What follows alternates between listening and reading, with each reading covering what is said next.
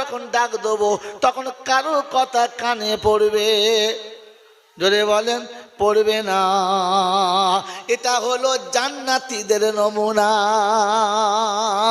ওয়াইকামিস সালাতি ওয়াইতাইজ যাকাত, নামাজের জন্য ডাক হবে, যাকাতের জন্য ডাক হবে, আমার বান্দা জানমাল দুটো নিয়ে বার হবে।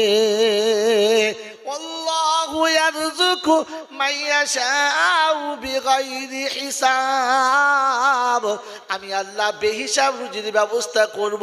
মনে মনে হবে সংসারকে চালাবে, সম্পত্তিকে দেখবে, গাড়ি বাড়ি কার হাতে দিয়ে যাব।